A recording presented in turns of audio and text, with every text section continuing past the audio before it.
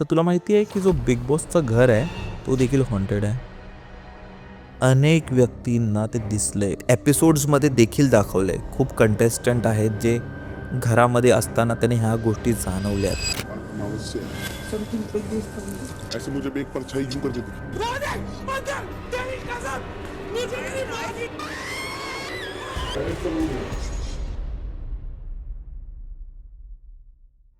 आता माझे काका आहे ना माहीमला राहायचे. ती डिसूजा चॉल आहे ना त्याच्याच आसपास कुठेतरी राहायचे. 3:30ला वगैरे घर सोडायला लागायचं त्यांना. ना त्या चाळीतून एक शॉर्टकट होता. आता जे जात होते ना त्यांना मागून एक आवाज आला की एक बाई त्यांना बोलवते. आनंद, कसा आहेस तू? मी आली आहे. जरा मागे बोलून बघतोस का? ह्या कथा मनोरंजनासाठी आहेत. काही लोकांचे अनुभव व काही पूर्णपणे काल्पनिक असू शकतात. त्यामुळे कृपया यांना मनोरंजन म्हणून घ्या. ह्या कथा आपल्या संस्कृतीचा एक भाग आहे. अगदी लहानपणी आजी आजोबांनी सांगितलेल्या गुड गोष्टींसारख्या. आमचा हेतू कोणत्याही प्रकारच्या अंधश्रद्धा किंवा भीती निर्माण करणे नाही. हॅलो नमस्कार मित्रांनो, कसे आहात तुम्ही? स्वागत आहे तुमचं स्टोरीज विथ रिकीच्या एका नवीन एपिसोडमध्ये, जिथे मी रिकी तुम्ही पाठवलेल्या गोष्टी सांगतो. तर आज आपल्याबरोबर यशोदीप आहे. बाई, कसा आहेस तू? मी बरा आहे रे, की तू कसं आहे? मी पण एकदम छान बाई. आणि यशोदीप हा आपला व्हिडिओ एडिटर आणि सिनेमॅटोग्राफर आहे. पण त्या सगळ्यांना सुरुवात करण्याच्या आधी तुम्हाला माहिती आहे की मी पैसे कसे कमवतो? तुम्हाला माहिती आहे मी पॉडकास्ट रेकॉर्ड कसं करतात, व्हिडिओ एडिटिंग कसं करतात आणि कॉन्टेंट क्रिएशन ओव्हरऑल कसं करतात? जर तुम्हाला या सगळ्या गोष्टी शिकायच्या असतील तर आपण येत्या 8 फेब्रुवारीला रविवारी free content creation master class करतोय, जिथे मी तुम्हाला ह्या सगळ्या गोष्टी डेप्थमध्ये शिकवणार आहे. जर तुम्हीही इंटरेस्टेड असाल तर डिस्क्रिप्शनमध्ये गुगल फॉर्मची लिंक असेल, ती नक्की भरा आणि तयार व्हा एका नवीन अरे बस जर्नीसाठी. कर बाबा, स्टोरी स्टार्ट कर, नाही तर कमेंटमध्ये ते बोलू लागेल ते आपले. अच्छा. तर भाईची माझी आताची स्टोरी आहे ना, ती खूप जास्त इंटरेस्टिंग आणि ट्रेंडिंग आहे.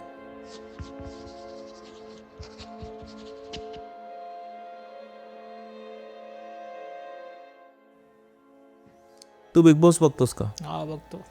तर तुला माहिती आहे की जो बिग बॉसचं घर आहे तो देखील हॉन्टेड आहे. हॉन्टेड आहे? हॉन्टेड म्हणजे बाई खरोखर, म्हणजे असं नाही आहे की एखाद्या व्यक्तीला ते दिसलंय, अनेक व्यक्तींना ते दिसलंय. म्हणजे इवन जर तू एपिसोड्समध्ये देखील दाखवलंय, खूप कंटेस्टंट आहेत जे घरामध्ये असताना त्याने ह्या गोष्टी जाणवल्यात, ते वेड्यासारखे वागू लागलेत. इवन ट्विटरवर बऱ्याच गोष्टी आहेत जे लोकांना दिसल्यात. इवन त्यांचे जे क्रू मेंबर्स आहेत जे तिथे काम करतात त्यांनी देखील हे गोष्टी अनुभवल्यात आणि त्यांनी बऱ्याच वेळा कमेंट करून किंवा ट्विटर थ्रू किंवा फेसबुकमध्ये ह्या सगळ्या गोष्टी टाकल्यात. तर ही जी गोष्ट आहे ना भाई, ही एका कॅमेरामॅनची आहे बिग बॉसमध्ये. आता बिग बॉसचं जेव्हा तू घर बघशील ना, ते आलिशान बंगल्यासारखे असतं. तर तू कधी विचार केला की ते कॅमेरा कुठे असतात? आणि जिथे जर कॅमेरा आहेत तर ह्या लोकांना दिसत का नाही? तर जर तू त्यांचं पूर्ण सेट बघशील ना, तो अशा प्रकारे डिझाईन केलं आहे ना की ज्या त्यांच्या भिंत्या आहेत ना, त्या भिंती नसून काच आहे. तर त्या काचमधून आपण आतलं बघू शकतो, पण आतली लोक बाहेरचं काहीच बघू नाही शकत. तर तशा प्रकारे बऱ्याच गोष्टी त्यांच्या, जिकडे ते भांडी धुतात तिथे आहे किंवा बऱ्याच ठिकाणी अशा आहेत. तर जो पूर्ण त्यांचा क्रू असतो ना, कॅमेरा क्रू, हा बाहेरून त्यांना रेकॉर्ड करत असतो. कोणी व्यक्ती आत जात नाही तिथे, ठीक आहे. आणि जेव्हा बिग बॉस सुरू होतो ना, तो एवढा मोठा सेट उभारण्यासाठी तिकडचे लोक जवळजवळ 2-3 महिन्या आधीपासूनच सुरुवात करतात. आणि तो जो सेट आहे ना, तो इथे मुंबईत नाही, तो लोणावळा वगैरे त्या बाजूला आहे कुठेतरी. तो जो क्रू असतो ना, टेम्पररी तिथे शिफ्ट होतो. आणि जेव्हा काम चालू असतं आणि जेव्हा स्पेशली तो सीझन चालू होणार असतो तेव्हा त्यांचं काम खूप जास्त वाढतं. त्यांना दिवस रात्र काम करायला लागतं. तर ही जी गोष्ट आहे ना, हे बिग बॉसमधल्याच एका क्रू मेंबरची आहे, एका कॅमेरामॅनची आहे. त्याचं नाव होतं सुरेश, ठीक आहे. आता बिग बॉस सुरू व्हायला बरोबर 12 दिवस उरले होते, ठीक आहे. बिग बॉस, मला वाटतं बिग बॉस 12 की 13 असं काहीतरी सुरू होतं, ठीक आहे. आता सुरेश आहे ना कॅमेरामॅन होता आणि त्याला सगळे कॅमेऱ्याचे पोझिशन त्या दिवशी तयार करायचे होते. त्याला तो टास्क होता आणि त्याची डेडलाईन होती. त्यामुळे त्याला रात्री जागून त्याच्या टीमबरोबर ह्या सगळ्या गोष्टी कंप्लीट करायच्या होत्या. त्यांनी काय केलं ना, त्यांनी 1-2 ठिकाणी कॅमेरा लावून बघितलं आणि जो त्यांचा टीम मेंबर होता त्याच्याकडे कॅमेरा दिला आणि बोलला की एक काम कर, हा कॅमेरा तू आत प्लेस करून ये, इथे प्लेस कर. आणि त्यांचं एका माग एक मोठी एडिटिंग रूम असते, एक मोठी, जिकडे ते लोक सगळ्या गोष्टी नोटीस करत असतात. ते आपण बघतो ना बिग बॉस लाईव्ह, ते लाईव्ह एडिट तिथेच होतं. त्याने ते आतमध्ये लावायला सांगितलं त्यांच्या बेडरूममध्ये कुठेतरी. तो जो त्यांचा टीममेट होता तो आतमध्ये जाऊन जेव्हा कॅमेरा फिक्स करत होता, अचानक त्याला आहे ना कॅमेरा फिक्स करते वेळी त्याच्या मागे एक सावली दिसली. एका बाईची शॅडो दिसली त्याला कोपऱ्यात. हे बघून सुरुवातीला त्याला वाटलं की मे बी काही असेल, म्हणजे परछाई वगैरे असेल किंवा कोणत्या गोष्टीची सावली असेल जी दिसू शकते, कारण एवढा काही उजेड नव्हता त्यावेळी, काळोख होता बऱ्यापैकी. त्याने इग्नोर केलं आणि काम सुरू ठेवलं. त्याला भीती वाटली हलकीशी, पण त्याचा भास समजून त्याने ती गोष्ट विसरली आणि आपल्या कामाला सुरुवात केली. आता जसे जसे दिवस जवळ येत होते ना, तसं त्यांचं स्ट्रेस लेवल वाढत होतं की काम पटकन झालं पाहिजे. दुसऱ्या रात्री पण सेम, त्यांना रात्र झाली होती आणि त्यांना तेच कॅमेरा वगैरे फिक्स करायचे होते, कॅमेरा चेक करायचे होते, कॅमेरा काम करते नाही करत असेल तर चेंज करून, म्हणजे त्यावेळी त्यांना कोणता त्रास होऊ नये हे त्यांना कंटिन्युअस त्याची काळजी घ्यायची होती. ठीक आहे. तर दुसऱ्या दिवशी तो परत एक कॅमेरा चेक करत होता, तेव्हा त्यांना दिसलं की परत त्याच ठिकाणी तीच बाई दिसते, पण ह्यावेळी त्याने केस देखील सोडल्यात आणि तिला का कोपऱ्यातून अशी डोकावून बघते बरोबर कॅमेरामध्ये. हे बघून तो खूप जास्त घाबरला. तरी पटकन सगळ्या लोकांना आवाज दिला आणि सगळे लोक एकसोबत आले आणि जेव्हा बघितलं तर तिकडे काहीच नव्हतं, काहीच नाही.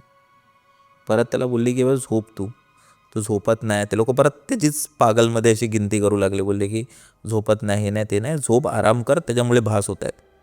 तर तो गेला झोपला वगैरे. पण तिसऱ्या दिवशी भाई त्याच्यावर जे झालं ना हे खूपच जास्त खतरनाक होतं. तिसऱ्या दिवशी त्याला एका रूममध्ये परत तशी काही सावली दिसली, पण ह्यावेळी ती एका रूममधून दुसऱ्या रूममध्ये जाताना दिसली. ट्रॅव्हल. त्याला सुरुवातीला वाटलं की आता तर पक्का आहे, कन्फर्म आहे. तो तिथून बाहेर पडला त्या रूममधून, एडिटिंग रूममधून, तिथे गेला बघायला की नक्की काय. कारण इथं त्याला माहिती होतं की माझ्या टीमला पण सांगून का उपयोग नाही, कारण ते लोक पण मला पागल ठरवतील. तर मला आता जाऊन बघायचं आहे की खरोखर ते आहे की हा फक्त माझा भास आहे.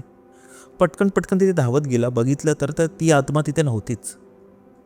त्याला वाटलं कदाचित माझा भासच असेल, झोपलं पाहिजे किंवा दारू कमी प्यायले पाहिजे, कारण माहिती आहे जी फिल्म इंडस्ट्री असते ती तशीच असते. तर तो बोला की कदाचित भासच असेल. तर तो पण असा जरा त्याने श्वास सोडला, सुटकेचा श्वास सोडला आणि रिटर्न येत होता. पण रिटर्न येते वेळी त्याला अचानक बेडवर तीच आत्मा दिसली, जी समोर बसली होती, त्याच्याकडे बघून हसत होती आणि हातात तिच्या कच्चा मांस होता जी खात होती आणि पूर्ण रक्त तोंडाला लागलेलं आणि त्याच्याकडेच बघून हसत होती. हे बघताच तो जोरात किंचाळला आणि धावत परत इथे आला. त्याच्या टीमला सांगितलं, BP सगळं वाढलेलं होतं, म्हणजे तो ऑलमोस्ट बेशुद्ध व्हायच्या ह्याच्यात होता. दुसऱ्या दिवशी डॉक्टरांना वगैरे बोलवलं गेलं, माहिती काढलं, तर माहिती पडलं की बाबा ह्याला काहीतरी भयानकच दिसले, ज्यामुळे ह्याची अशी हालत झाली आहे. आणि तेव्हा समजलं की जो बिग बॉसचं घर आहे ना त्यात काहीतरी आहे. आणि अशाच बऱ्याच गोष्टी आहेत भाई ज्या बिग बॉसच्या हाऊसबद्दल आहेत आणि त्या हॉन्टेड आहेत. आता मला नाही माहिती की हे लोक मुद्दामून करतात की जे ॲक्ट करतात ते मुद्दामून TRPसाठी करतात, पण जेव्हा आपण त्यांचे फेसेस बघतो ना भाई, मला नाही वाटत की ते खोटं बोलत असतील. ह्याच्या व्यतिरिक्त बरेच असे जे फेमस जे सेलिब्रिटीज येऊन गेलेत ना, त्यांनी देखील सांगितलं की त्यांना रात्रीच्या वेळी एक बाई दिसते आणि त्या बऱ्याच गोष्टी आहेत जे बोललं जातं आणि तिथे होतं. तर आता पुढच्या वेळी जेव्हा तू बिग बॉस बघशील, जेव्हा किंवा तुझी मम्मी जेव्हा बिग बॉस बघेल, तर त्या कंटेस्टंटला तर तुम्ही बघाच, आजूबाजूला पण नजर ठेवी कोणती आत्मा दिसते का. तुम्ही पण जॉब करून कंटाळला आहात, रील्स टाकता पण व्ह्यूज येत नाही, कॉन्टेंट टाकता पण बिझनेसला कस्टमर मिळत नाही. ही समस्या हजारो क्रिएटर्स आणि बिझनेस ओनर्स सोबत होते, कारण स्ट्रॅटेजी नसते. इंस्टाग्रामवर काय पोस्ट करायचं, अल्गोरिदम कसं वापरायचं, स्टोरी टेलिंगनी ऑडियन्सला कस्टमरमध्ये कसं बदलायचं. तर जर तुम्हाला या गोष्टी शिकायच्या असतील तर आपण कंडक्ट करतो एक फ्री मास्टर क्लास येत्या रविवारी 8 तारखेला सकाळी 11 ते 12. तर जर तुम्ही इंटरेस्टेड असाल तर डिस्क्रिप्शनमध्ये गुगल फॉर्म दिला आहे, तो नक्की भरा, आता रजिस्टर करा आणि तुमच्या कॉन्टेंटला नेक्स्ट लेवल घेऊन जायला रेडी. ही हॉरर स्टोरी भाईंदरमधली आहे. मला माझा मित्र आहे सुशांत, तो पण फोटोग्राफर आहे आणि त्यांनी सांगितली होती. तर ही गोष्ट सुशांत जेव्हा कॉलेजमध्ये होता त्यावेळी घडली होती. ठीक आहे, ही 2006-07च्या आसपासची गोष्ट असेल. तर तुला माहिती आहे जेव्हा आपण कॉलेजमध्ये असतो आपण फुल ऑन मस्ती मूडमध्ये असतो, धमाल करतो. धमाल करतो, पार्टीज करतो, मित्रांबरोबर बाहेर जातो, पिकनिक नाईट आऊट हे सगळं आपल्यासाठी कॉमन असतं. तर असंच काय सुशांत बरोबरही झालेलं. तो त्याच्या मित्रांबरोबर कुठेतरी ट्रिपला गेला होता, ठीक आहे. आणि ट्रिपला जाऊन तो घरी लेट आला, 12:30-1च्या दरम्यान तो घरी आला. सुशांतने गपचूप दार उघडला, सगळेजण झोपलेले होते.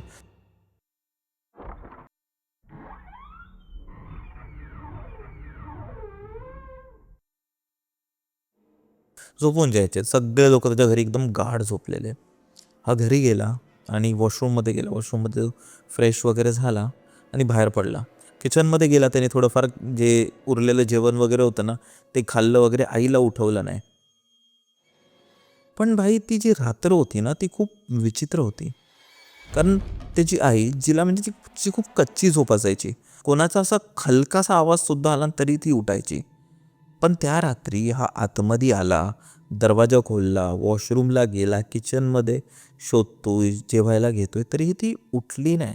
ही गोष्ट त्यालाही पचत नव्हती. पण त्याचं असं होतं की भाई ठीक आहे, जाऊ दे, बरं आहे, नाहीतर आई उठेल आणि उगाच मलाच ओरडेल, त्यापेक्षा बरं आहे, झोपली आहे, चांगलं आहे.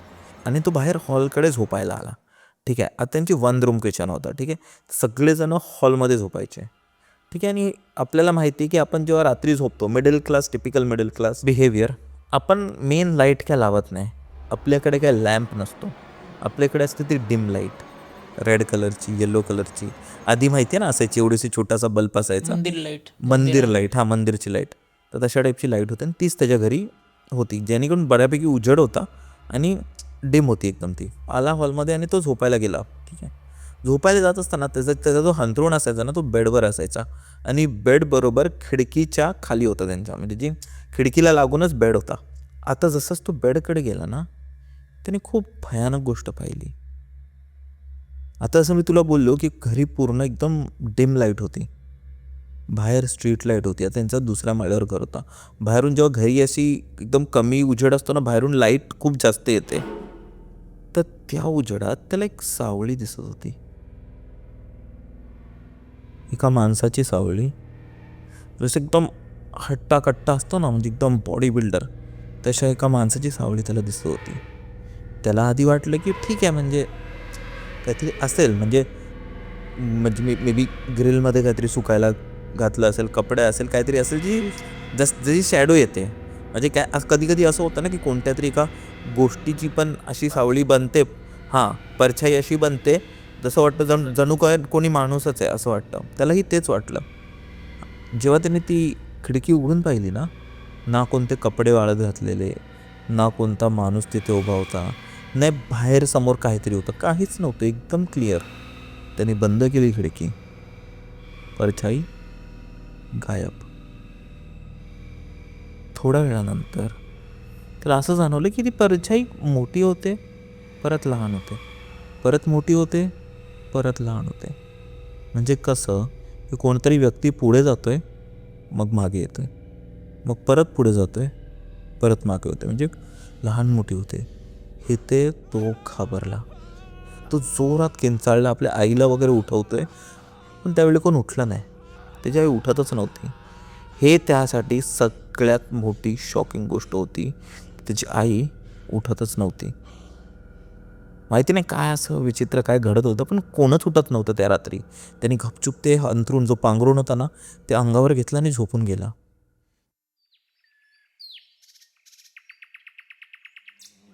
एक दिवशी सकाळी त्याची आई आणि त्याची बहीण काहीतरी कुजबुजत होती, म्हणजे एकदम हळू आवाजात एक दुसऱ्यावर कन्व्हर्सेशन करत होती. आणि तेही लोक ह्याचबद्दल बोलत होते की त्याच्या आईला आणि त्याच्या बहिणीला आदल्या रात्री सेम गोष्ट दिसली. आणि हे त्यांना सुशांतला नव्हतं सांगायचं, पण जशीच ही गोष्ट सुशांतने ऐकली तो बोलला मला पण दिसलंय. हे ऐकून त्यांचा जो शक होता ना भाई, तो एकदम कन्फर्म झाला, एकदम खरं पडलं. जर एक व्यक्ती बघतोय तर तो भास असू शकतो, जर एक दिवशी दिसते तर तो भास असू शकतो, पण ऑलमोस्ट दर 3-4 दिवशी त्यांना हे जर दिसतोय, म्हणजे एक त्याचा टायमिंग होता. बरोबर 2:30 वाजून गेले ना की त्याची सावळी दिसायची. सुशांत बोलतो की त्या रात्री त्यांच्या घरातलं कोणीच झोपलं नाही, ते लोक फक्त लाईट बंद करून बसले होते त्याची सावळी बघायला. पण त्या रात्री त्यांना काही सावली दिसली नाही ती नाही. पण त्यांना माहिती होतं काहीतरी आहे, म्हणून त्यांनी आजूबाजूला जरा सांगितलं, लोकांना विचारलं, जे खाली त्यांच्या बिल्डिंगमध्ये एक छोटंसं मंदिर होतं त्यांच्या पुजाऱ्यांना वगैरे विचारलं. तेव्हा समजलं तिची सावली आहे ना ती सगळ्यांना दिसते त्या फ्लोअरवरच्या, आणि ती सावली तिकडच्या राखणदाराची आहे.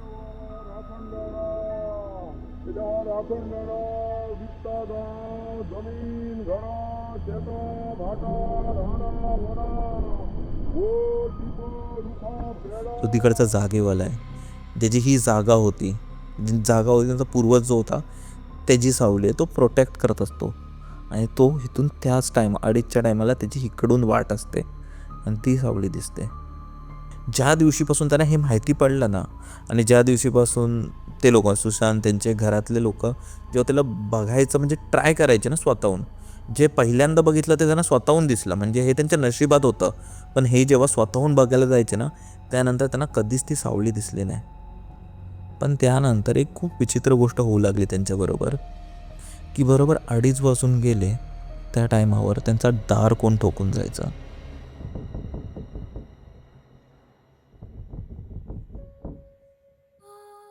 बापरे. आणि हेही त्यांच्यावर रोज होत होतं बरोबर त्याच टायमाला. आणि जेव्हा ते लोक की होलमधून बघायचे, या गोष्टीमधून बघायचे, तो कोणच दिसायचं नाही त्यांना. सुरुवातीला त्यांना वाटलं, काही दिवसानंतरही होतं, त्यांना वाटलं की बाबा कोण लहान मुलगा असेल किंवा कोण असेल, काय असेल, भंकस करतोय. भंकस करतोय. त्याने आजूबाजूला सगळ्यांना विचारलं. महिनाभर त्याचे वडील विचारत होते, कारण त्याच्या वडिलांनी ती सावली कधी बघितली नव्हती. त्याच्या आईला आणि त्या बहिणीला वगैरे तर माहितीच होतं की तोच आहे. पण त्या वडिलांना विश्वास नव्हता. ते थोडे आपले वडील असतात पण ना, आपले बाबा टाईप, बाबा लोक माहितीच आहे तुला, फुल सायंटिफिक, की कोणाला घाबरत नाही एकदम आहे. त्यांनी पण आजूबाजूला विचारलं, कोणच नव्हतं. म्हणजे कोणाला ते उत्तरच नाही मिळालं. आणि अजूनपर्यंत त्यांना खूप वेळ झाला, तो घर त्यांनी सोडून दिला, पण अजूनपर्यंत त्या घरात तशा गोष्टी होतात. ज्यावेळी त्याला पहिल्यांदा ती शॅडो दिसलेली, त्यावेळी त्याला अननोईंगली दिसलेली, म्हणजे ती त्याच्या नशिबात होती. पण जेव्हा ते स्वतःहून त्या गोष्टीला एक्सप्लोअर करायला गेले ना, तर कदाचित त्या एंटिटीला ते कळलं असेल आणि म्हणून ती अजून जवळ आली असेल. कदाचित त्या एंटिटीला काहीतरी सांगायचं असेल त्यांना, कारण की असू शकतं. कारण असं होतं ना, की आपण ज्या गोष्टींबद्दल बोलतो आणि त्यांना समजतंय, तर त्यांचं असेल ना अजून जवळ येतो, किंवा त्यांना काहीतरी शिकवायचं असेल, किंवा माहिती नाही काय कारण होतं, कारण पण की 2-3 दिवस तो त्याच जागेवर वाट बघत होता. ठीक आहे, ती वाली स्टोरी सांग ना तू, ते काकांची स्टोरी मला ऐकत होतं, ते आपल्या ऑडियन्सला पण सांगतो एकदा, ते भारी होती.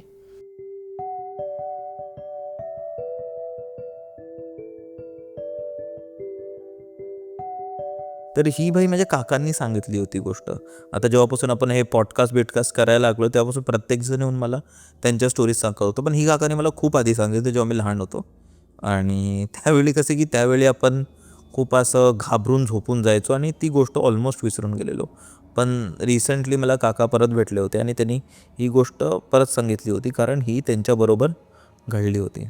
आता माझे काका आहे ना माहीमला राहायचे आणि ती डिसूजा चॉल आहे ना त्याच्याच आसपास कुठेतरी राहायचे. तर ही गोष्ट त्यांच्यावर खरोखर घडली होती. तर माझी जी आजी आहे ना, ती नेहमी असं म्हणायची की रात्रीच्या वेळी जेव्हा आपण बाहेर पडतो ना, आणि जर आपल्याला कोणी मागून आवाज देतो, तर त्याला कधी उत्तर नसतं द्यायचं, त्याला त्या हाकेला कधी ओ द्यायची नसते, आपल्याला फक्त पुढे चालत राहायचं आहे.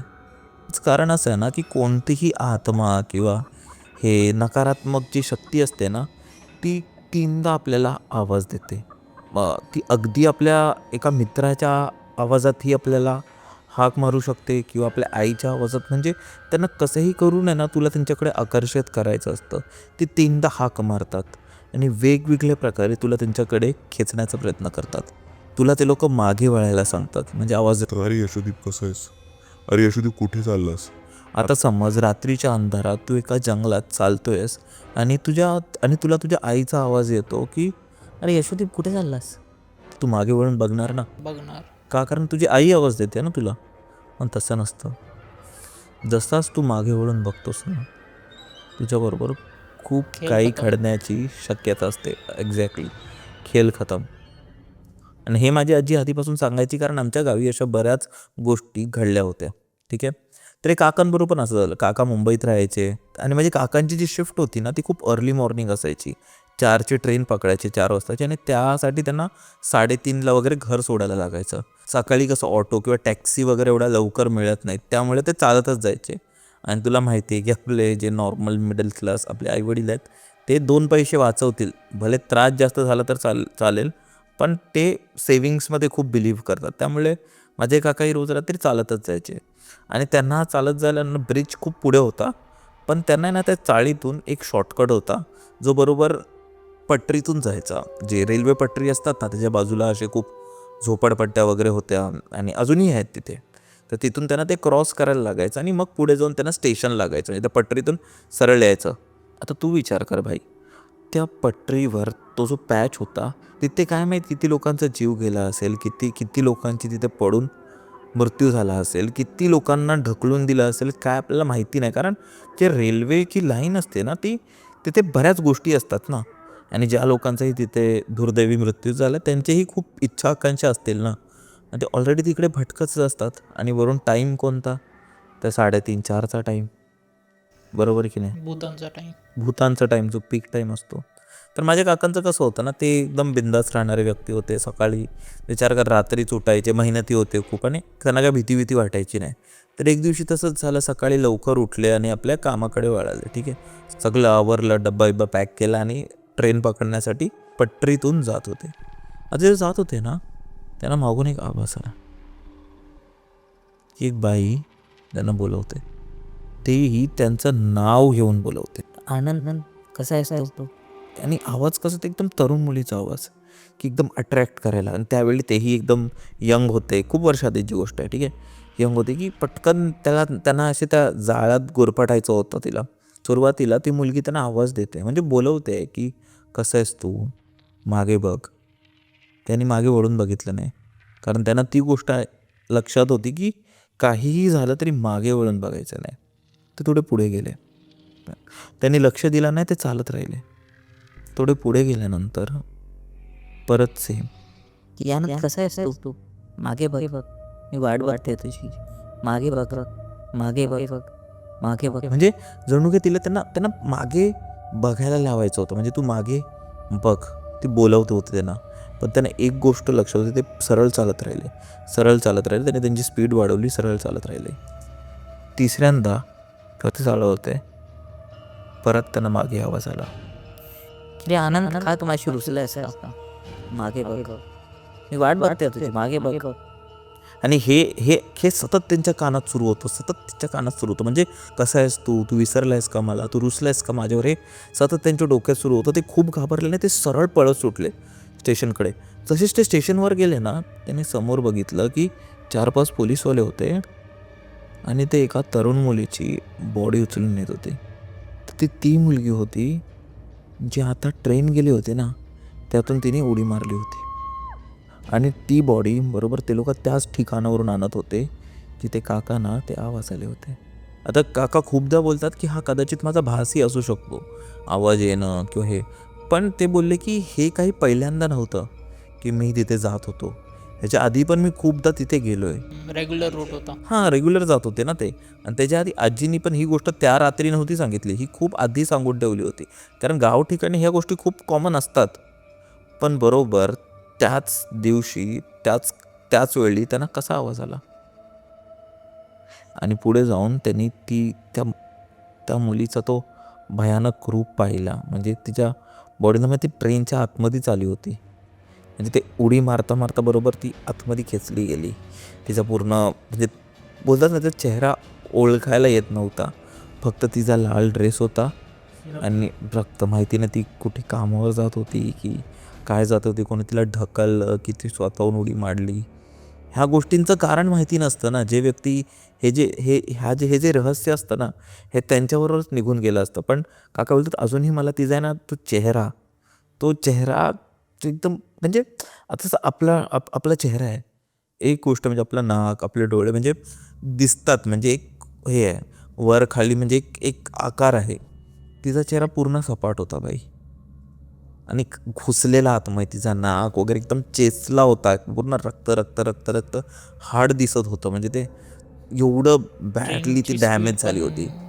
जास्त होती. ट्रेनची स्पीड पण खूप जास्त होती भाई. आणि कारण फास्ट ट्रेन होती. फास्ट ट्रेन कधी माहीमला थांबत नाही. आणि ह्याच्यापेक्षा खूप एक क्रिपी गोष्ट माझ्या काकाने सांगितली, ती म्हणजे तिची बॉडी ते एका बेडवर होती आणि तिचा जो पाय होता ना, पाय हा वेगळा साईडला होता. जेव्हा ती आतमध्ये गेली ना, तिचा अख्खा पाय कापला गेला आणि तो एक वेगळ्या ह्याच्यात बाजूत नेत होते. बॉडी ठेवली होती, म्हणजे ते लोक त्याने जाऊन तिथे शॉक झाले ते हां, एकदम. ती बॉडी ते लोक तिथे घेऊन जात होते आणि मग साईडला तिथे त्यांच्या तिथे ठेवली होती. आणि मग त्यानंतर त्यांची जी प्रोसेस असते, मुर्दाघरमध्ये नेतात आणि मग ते पोस्टमॉर्टम करतात. हां त्या त्या त्या गोष्टी म्हणजे मग त्यांची चालू झाली असेल. मग त्यानंतर ती गोष्ट म्हणजे काकांनी एवढी, म्हणजे काकांच्या डोक्यावर एवढी इम्पॅक्ट केली ना त्या गोष्टीनी, की ते जवळजवळ महिना दीड महिना त्या रूटवरून कधीच नाही गेले. ते पुढून जायचे आणि मे बी त्यांनी सुरुवातीला 1-2 आठवडे तर ती शिफ्टसुद्धा बदलली होती. आणि त्यानंतर पण तिथून गेले नाही. पण मला वाटतं एक काही 5-6 महिन्यानंतर जेव्हा त्यांना परत ती शिफ्ट लागली होती आणि त्यांना घाई झाली होती, कारण तो शॉर्टकट होता ना, मग त्यांनी शॉर्टकट घेतला आणि ते म्हणजे विसरलेही होते ऑलमोस्ट. पण तरीही त्यांना तो आवाज तिथं आला. त्या मुलीचा एक्झॅक्ट आवाज जो बोलत होता, "अनार मागे बघतोस कस का?" कारण की ती लूपमध्ये अटकली आता. ती लूपमध्ये अडकली होती. आणि कदाचित असं असू शकतं की तिचा जो मृत्यू झाला ना, अचानक झालं ते. खूप अचानक झाला. आणि जेव्हा तिला समजलं की मी नाही आहे या जगात, किंवा मी नाही आहे, किंवा तिला समजलंही नसेल कदाचित, कारण एक झटक्यात ते संपून जातं. त्या खूप कमी लोकांपैकी एक काका होते ज्यांना तिने त्या इन्सिडेंटनंतर पहिल्यांदा बघितलं असेल तिच्या आत्म्याने, आणि ती त्यांच्याकडून मदत मागत असेल. किंवा खूप आत्म्यांचं तसं पण असतं ना, की माझ्याबरोबर एवढं वाईट झालं आणि हे का सुखी आहेत, तर ते वाईटावर पण खूप आत्मा उठलेले असतात. तर काय तशी याची आत्मा असू शकते. आणि विचार कर, एक तरुण मुलगी, तर किती ड्रीम्स असतील भाई, तिला काय काय काय काय करायचं असेल तिच्या आयुष्यात, तिच्यावर असं झालं. बेकार झालं. ही गोष्ट माझे काका त्यावेळी सांगायचे, जेव्हा मी खूप लहान होतो, आणि तेव्हा मी एवढं घाबरायचो ना की काय सांगू तुला. पण माझ्याकडे ना भाई अजून एक गोष्ट सुद्धा आहे, आणि ही गोष्ट ही मला आपल्या एका सबस्क्रायबरने पाठवली होती.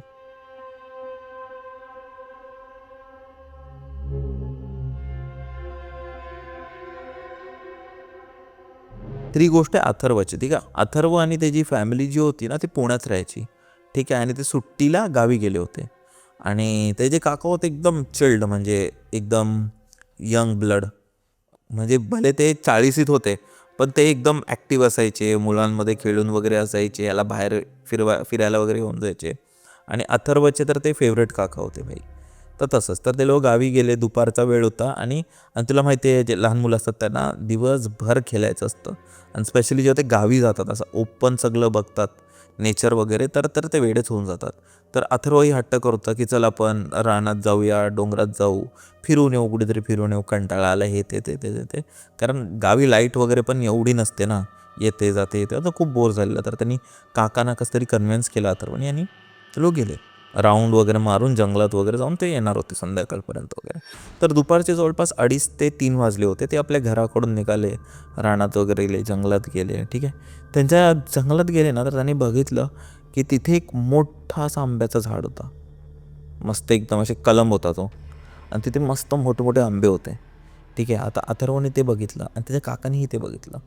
आता अथर्व होता मुंबईचा मुलगा, लहान, म्हणजे अगदी 7-8 वर्षाचा असेल, 1ली-2रीत वगैरे.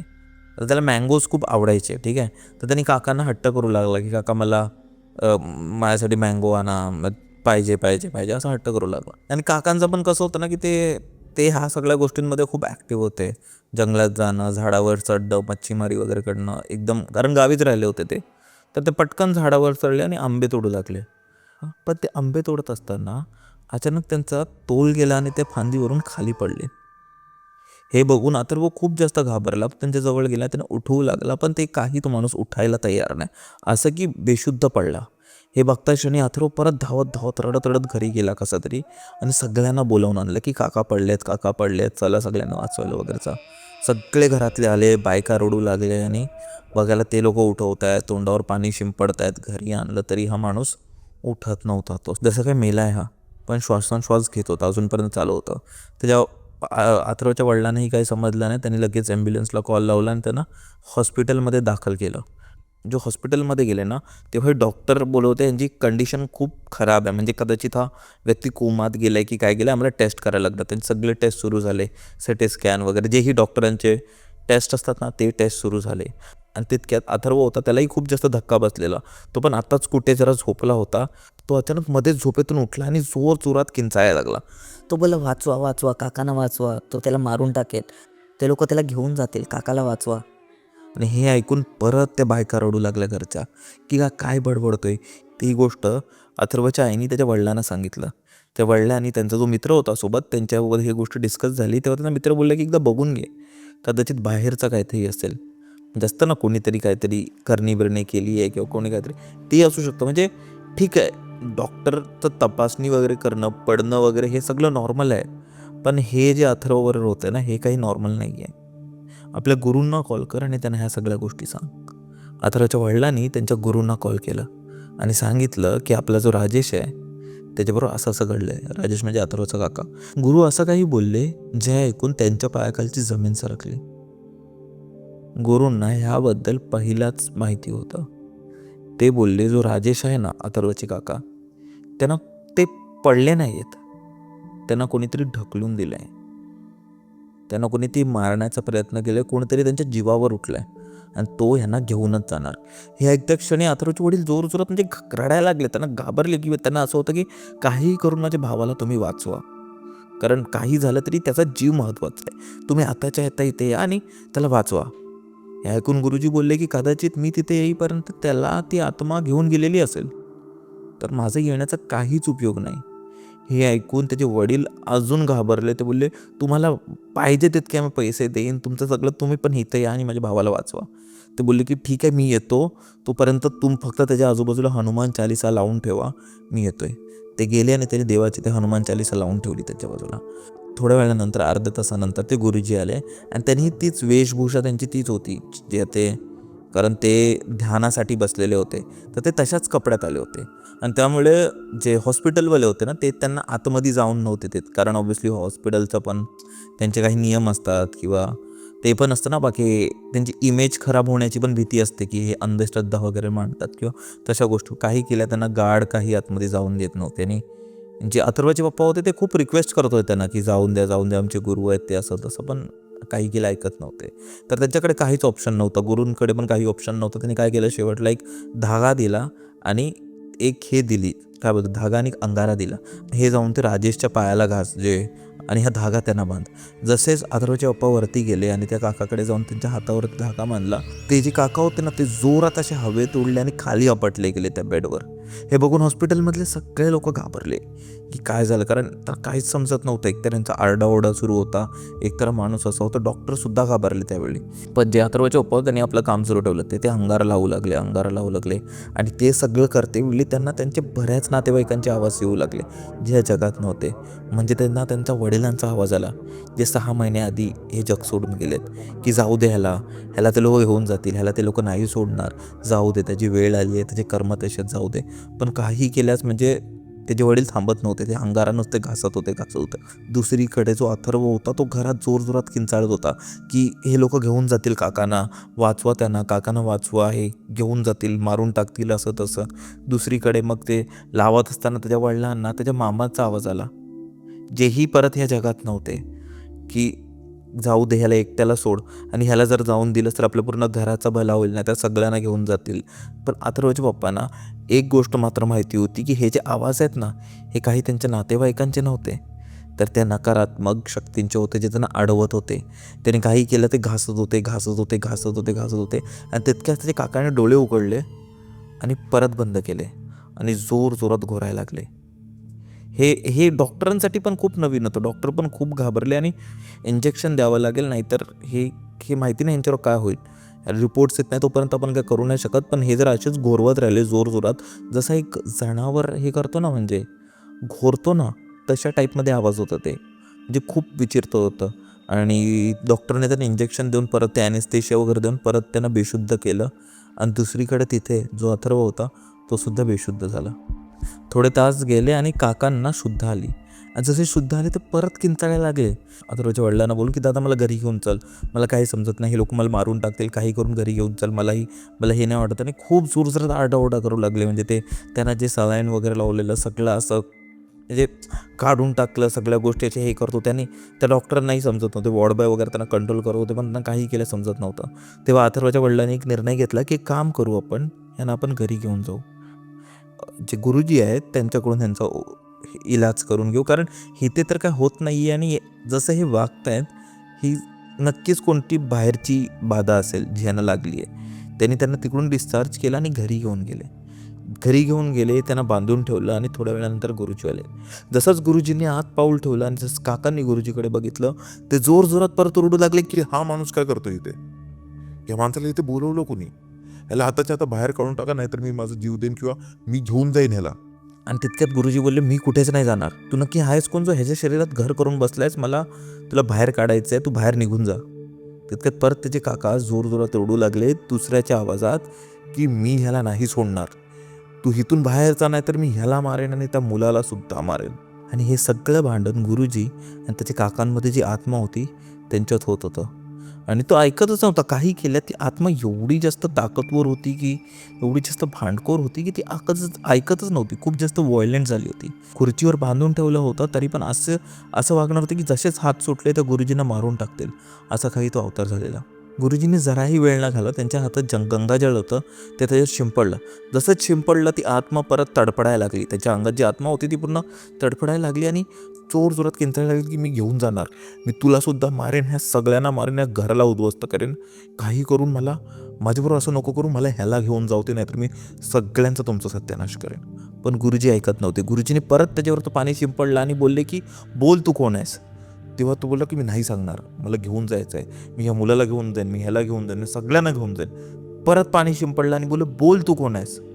त्यावेळी तो आत्मा रडत बोलू लागला की मी कोण आहे, ह्याला विचार मी कोण आहे, मी माझ्या जागेवर बसलो होतो आणि हा तिथे आला, ह्यानी मला त्रास दिलं, ह्यानी मला सतवलं, ह्याला विचार मी कोण आहे. तो बोलले आता तू इथे कसा आलास, तू आहेस कोण, मला तुझ्याकडून ऐकायचं आहे, तू सांग नाही तर मी तुला अजून त्रास देईन. तेव्हा तो आत्मा बोलला की मी सांगतो, मी सगळं सांगतो.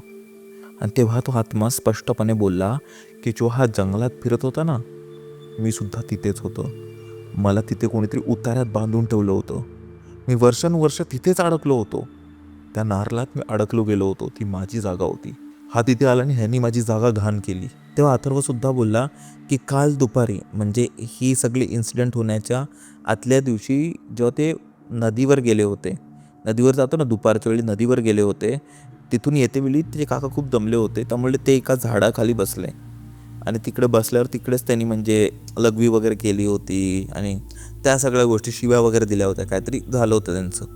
आणि तीच गोष्ट त्याला पटली नाही. ते गुरुजींनी आत्म्याला विचारलं की नक्की काय झालं होतं, मला तुझ्या तोंडून ऐकायचं आहे. तेव्हा तो आत्मा बोलला, ह्यांनी बघितलेलं की त्या तिकडे सिंदूर वगैरे फासून मला कोणीतरी तिथे बांधून ठेवलेलं, हा तिथे आला आणि ह्यांनी माझ्या जागेवर घाण केली आणि तिथे लघवी केली आहे माझ्यावर आणि ह्याला मी सोडणार नाही. आज जातेवेळी बोलला की चला, आणि त्याच वेळी मी सायकलवर बसून आलो, ह्याच्याबरोबर आलो आणि त्यावेळी मी ह्याच्या अंगातच होतो आणि मला ह्याला घरीच मारायचं होतं. पण त्यावेळी जेव्हा मी ह्याच्या घरी आलो मी पाहिलं की घरी दिवा पेटला आहे आणि त्यामुळे मी घरी आत शिरू शकलो नाही, तर मी बाहेरच याची वाट बघितली. आणि दुसऱ्या दिवशी या मुलालाही मीच उचवलं की चल जंगलात. बापरे. आणि तेव्हा अथर्वनी ह्याला जंगलात आणलं, त्याच ठिकाणावर जिथे माझं घर होतं. तिथे आलं, तिथे परत मी ह्याला झपाटलं आणि जेव्हा हा झाडावर चढला आंबे तोडायला, तिथून मीच ह्याला ढकलून दिलं. पण हा वाचला. पण आता वाचणार नाही, कारण ह्याला मी आता घेऊनच जाणार आणि ह्या मुलाला सुद्धा मी घेऊन जाणार. तेव्हा गुरुजी बोलले की ह्याची काय चुकी आहे, म्हणजे कारण ह्याला माहितीच नाही, ह्याच्याकडून नकलच झालं आहे. ते असं नाही की ह्याला माहिती होती आणि ह्याने तुझं डिसरिस्पेक्ट केलं आहे, ह्याला माहितीच नव्हतं. पण आत्मा तुला माहिती आहे, तू एवढ्या वर्ष एका जागेवर बांधून होता. त्याला आता सोडवलं गेलं होतं, त्याला आता सोडवलं होतं. आणि तो जो आक्रोश होता ना त्याच्या अंगात, त्याच्या मनात, तो त्याला बाहेर काढायचा होता.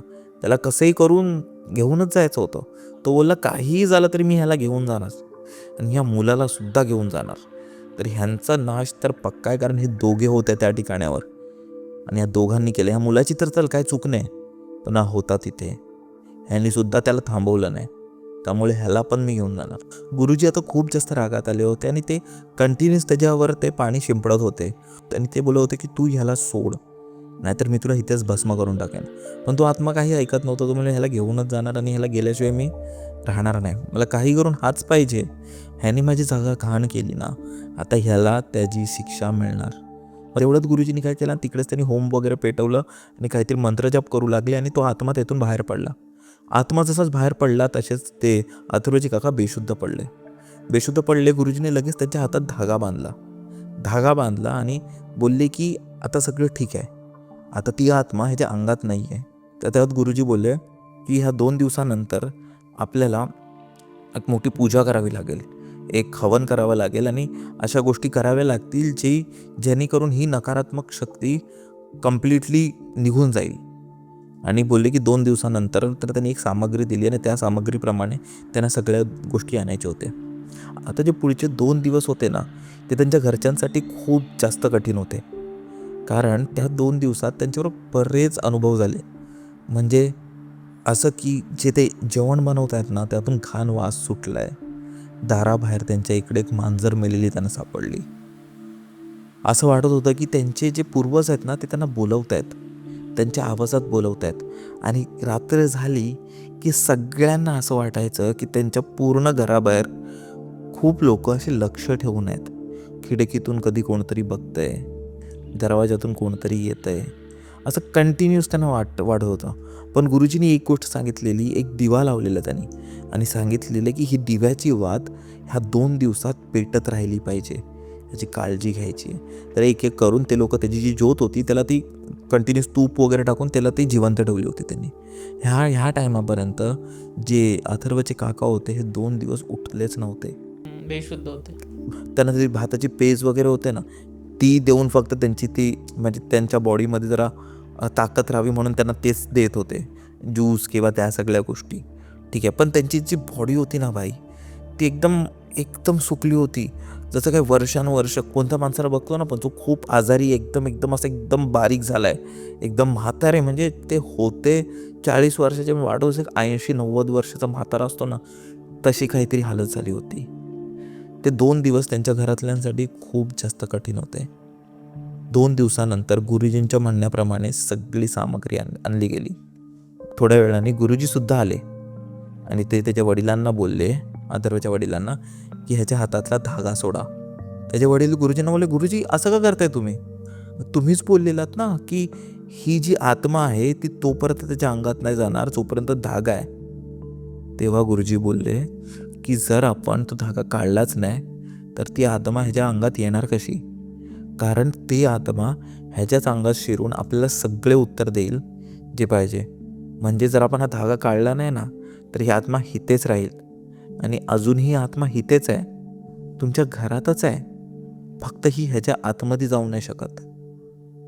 जर आपण नाही केलं, जर आपण हा धागा नाही काढला आणि त्याला नाही विचारलं, तरी आयुष्यभर इथे राहील आणि तुमचा सगळ्यांचा सत्यानाश करेल. तर तेव्हा त्यांच्याकडे काय पर्याय नव्हतं. त्यांनी तो धागा बिगा काढला आणि ते आत्मा परत त्याच्या अंगात आली. आता सगळं करून त्या पूजेला सुरुवात झाली होती. आणि आता ह्यावेळी तर तो आत्मा परत त्याच्या अंगात आला होता आणि ह्यावेळी तर खूप जास्त पॉवरफुल झाला होता. तो येऊन जोरात हसायला लागला. तुला काय वाटलं, तू धागा बांधशील आणि मी याला सोडून देईन? मी आलो याला न्यायला आणि ह्यावेळी तर याला घेऊनच जाणार, ह्याला आणि या सगळ्यांना, आणि तुला सुद्धा इथून घेऊन जाणार, तुला मारून टाकणार नाही, अशी धमकी त्याला देऊ लागला. हे ऐकूनच गुरुजी बोलले, थांब जरा, मला तुझ्याशी बोलायचं आहे. तू सांग की ह्याला सोडायचं तू काय घेशील? तो बोलला, मला हाच पाहिजे आणि मला 8 वर्षाचा मुलगा देखील पाहिजे, मला दोन्ही पाहिजे. तर गुरुजी बोलले नाही नाही, तू सांग, हे तर तुला मिळणार नाही, तुला त्याच्या व्यतिरिक्त काय पाहिजे, तुला बोकड पाहिजे की तुला कोंबडी पाहिजे, तुला काय पाहिजे. तो बोलला नाही नाही, मला हेच पाहिजे, मला घाई करून हेच पाहिजे, नाहीतर मला तुझा जीव पाहिजे. म्हणजे तो खूपच जास्त व्हायलंट झाला. तो बोलला नाही, तुला सांग तुला काय पाहिजे, हे तर मिळणार नाही, तुला सांग तू दुसरं काय घेशील आणि हे सोडशील. कारण ह्यांना माहिती नव्हतं, यांनी न कळत केलं ह्या सगळ्या गोष्टी. तर तू ह्यांना असं घेऊन नाही जाऊ शकत. ऐकत नव्हता. तितक्यात परत त्या गुरुजीने अंगारा घेतला आणि जोरात त्याच्यावर फेकून मारला. तो ऐकून परत त्याचा आत्मा तडपडायला लागला, जळायला लागला आणि बोलला की नाही नाही, मला हाच पाहिजे. मग त्याचे परत गुरुजीने अंगारा फेकून मारला आणि मग शेवटी तो आत्मा बोलला की मला 4 पाई पाहिजे. एका गोष्टीवर आला. मध्ये त्यांची मांडवली झाली आणि त्याने 4 पाई मागितलं आणि एक दारूची बॉटल. तितक्यात गुरुजी बोलले ठीक आहे, तुला सगळं देण्यात येईल. परत त्याने तो जोरात पाणी शिंपडलं आणि त्याच्या काकांच्या हातावर परत तो धागा बांधला. काका परत बेशुद्ध झाले. त्याच्या घरच्यांना बोलले की आता जी पुढची अमावस्या येईल तेव्हा आपल्याला त्या बोकडाचं बली द्यायचं आहे, आपल्याला म्हणजे काकांना. आणि त्यांनीच ह्या सगळ्या गोष्टी केल्या होत्या. अमावस्या यायला अजून 5 दिवस बाकी होते आणि ते 5 दिवस सगळ्या पूर्ण त्या परिवारासाठी खूप जास्त कठीण होते. त्यावेळी त्यांना बरेच म्हणजे गेलेचे अनुभव, त्यांचे बरेच अनुभव आले, जिथे त्या आत्मानी त्यांना थांबवण्याचा प्रयत्न केलं, जिथे त्या आत्म्यानी दुसऱ्यांच्या अंगात घुसण्याचा प्रयत्न केलं आणि बऱ्याच अशा काय काय गोष्टी त्यांच्यावर घडल्या. आता शेवटी तो अमावस्याची रात्र आली. अमावस्याच्या रात्री गुरुजी परत आले आणि त्याच्या काकांना ते बोकड दिलं. ते बोकड त्या काकांनाच घेऊन ते आंब्याकडे जायचं होतं. सगळे पुरुष मंडळी त्यांच्याबरोबर होते, पण लांब उभे होते. त्याच्या काकांना तिथे जायचं होतं, काहीतरी तिकडे तो उतारा ठेवायचा होता आणि तो बोकडाची तिथे बली द्यायची होती. आणि जेव्हा ते परत मागे येत होते ना, तेव्हा त्यांना त्यांच्या बरेच नातेवाईकांचे आवाज आले की आम्हाला इथे एकटं ठेवून नको जाऊ. त्यांची आई जी लहानपणीच गेली होती ती सुद्धा बोलत होती की तू आम्हाला इथे एकटं का ठेवून जातोयस, मागे बघ, नको जाऊ नको जाऊ. म्हणजे परत ते आत्मा त्यांना अट्रॅक्ट करत होते. पण त्या काकांनी मागे नाही बघितलं, सरळ ते परत आले. घरी आल्यावर त्यांनी जेवढेही लोक त्या जंगलात गेले होते त्यांना आंघोळ करायला सांगितले आणि जे कपडे होते त्यांचे ते जाळून टाकले सांगितले. ते झाल्यावर त्यांनी काकांना विचारलं की तुला कसं वाटतंय. तर काका बोलले की आता मला बरं वाटतंय, म्हणजे काहीतरी असं ओझं माझ्या अंगावरून ते निघाल्यासारखं वाटतंय आणि रिलीफ. आणि इवन अथर्वला विचारलं की तुला काय काका बोलले. ते बोलले की जेव्हा परत आले ना काका परत नॉर्मल वाटत होते. तेव्हा गुरुजींनी सांगितलं की आता ती आत्मा आहे ना, ती कायमची सोडून गेली आहे आणि ती परत कधीच नाही येणार. पण एक गोष्ट मात्र लक्षात ठेवा की तुम्ही कुठेही जाता ना, कोणत्याही झाडाखाली, कोणत्याही ते जर तुम्हाला तिथे माहीत नसेल ना, तर कुठेही घाण करू नका, कुठेही कचरा टाकू नका आणि लघवी करू नका. कुठेही जिथे एका व्यक्तीचा, एका आत्म्याचा किंवा कोणाचा डिसरिस्पेक्ट होईल असं वागू नका, कारण ती गोष्ट नंतर तुम्हाला बाधेल. आता अथर्वलाही जेव्हा विचारतो ना, तर अथर्वही बोलतो त्यानंतर त्यांची जो परिवार होता तो पूर्ण शिफ्ट झाला. काही लोक पुण्याला, काही लोक मुंबईला, सगळीकडे शिफ्ट झाली आणि सगळ्यांच्या घरी भरभराट आली.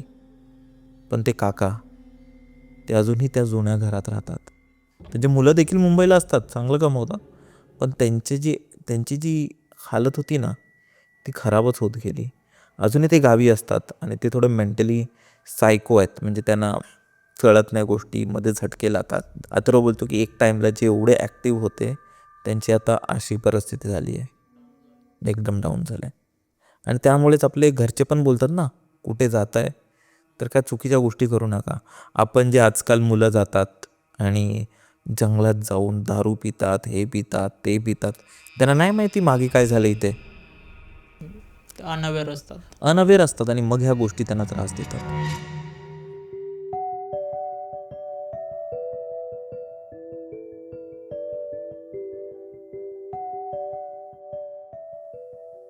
आता ही जी घटना आहे ना आपल्याला अर्चनाने पाठवली आहे आणि ही तिच्या सख्ख्या आत्याबरोबर झालेली 1988मध्ये.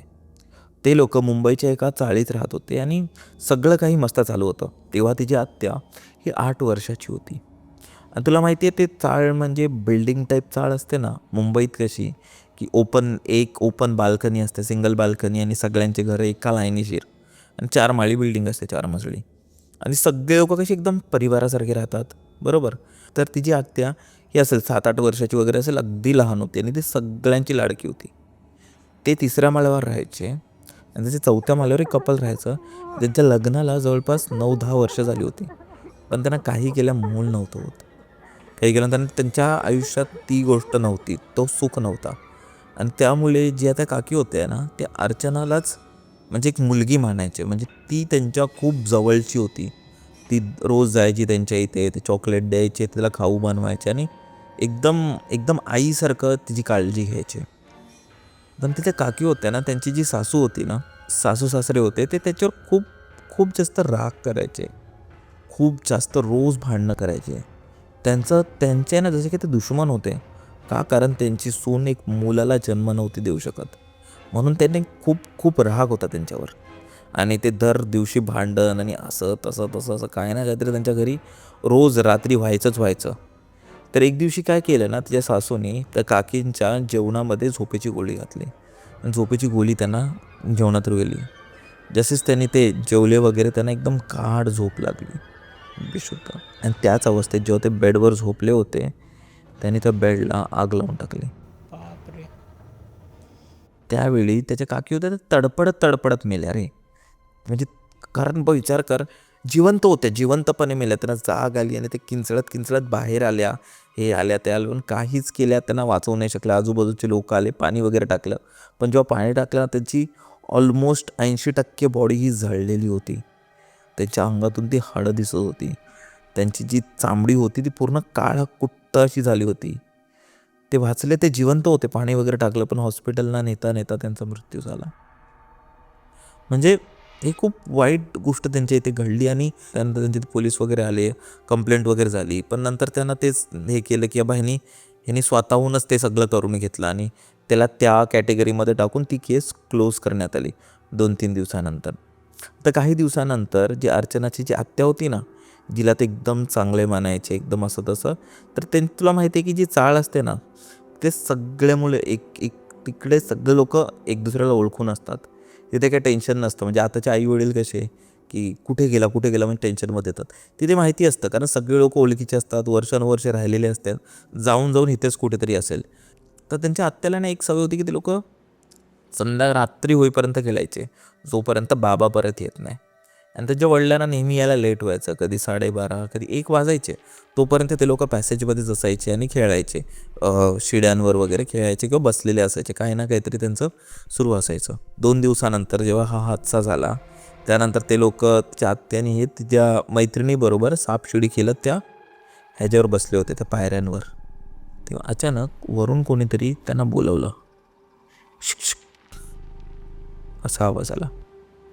जेव्हा आत्याने वर बघितलं, तेव्हा त्यांना त्याच काकी दिसल्या. त्या दादरावरून अशा खाली वाकून बघत होत्या. पण ह्यावेळी त्यांचा जो चेहरा होता हा कंप्लीट जळालेला होता. त्यांच्या डोक्यावर केस नव्हते. त्यांचे डोळे होते ते लाल रक्ताने माखले होते आणि एकदम विचित्र नजरेत, म्हणजे एकदम एकदम विचित्रच दिसत होत्या, काळ्या पडलेल्या. पण साडी तीच होती ती त्याने त्या दिवशी घातली होती, लाल रंगाची. ह्या आत्याला एकदम एकदम क्लिअर कट आठवत होतं ती. आणि वर ये, खाऊ आणले मी, खाऊन जा, वर ये, असं बोलत होती. हे बघूनच आत्या जोरात किंचाळली. तिच्या मैत्रिणीला काय समजलंच नाही, त्या दोघी किंचाळायला लागल्या. तितक्यात तिची आई आली. आईने बघितलं तर तिला असं एकदम फॉग फिगर असतं ना, म्हणजे असं धूर असं काहीतरी जाताना दिसलं. आईला पण असं स्पष्टपणे दिसलं ना जेवढं आत्याला दिसलं, पण तिला असं ते हे दुःख दिसलं की जाते वेळी. त्या लोकांना कधीच लेटपर्यंत, म्हणजे 8 वाजले की दरवाजे त्यांचे दार बंद व्हायचे, कधीच त्यांना अलाव नाही केलं. आता त्याच्या मागची कहाणी ही असू शकते की जी आत्या होती ती त्या बाईच्या खूप जवळची होती, तिला ती मुलगीच मानायची. आणि जेव्हा ती गेली, तिला ती एक शेवटचं गुड बाय करायला आली होती, कारण त्यानंतर आत्याला ती कधीच दिसली नाही. फक्त मी तिला शेवटचं बघायचं असेल ते कारण असू शकतं. तर मुंबईच्या अनेक चाळीसुद्धा हॉन्टेड आहेत. तर मंडळी, मला वाटतं हाच होता आजचा आपला एपिसोड. आपण परत एकदा भेटू अशाच एका एपिसोडमध्ये स्टोरीज विथ रिकीच्या. आणि जर तुम्हालाही video editing, content creation, story telling ह्या सगळ्या गोष्टी इन डेप्थमध्ये शिकायच्या असतील तर आपला एक फ्री मास्टर क्लास येणार आहे. आणि तो मास्टर क्लास होणार आहे येत्या 8 फेब्रुवारीला सकाळी 11 वाजता. तर खाली एक डिस्क्रिप्शनमध्ये गुगल फॉर्म दिलेला असेल, तो नक्की भरा आणि फ्री मास्टर क्लास जॉईन करा.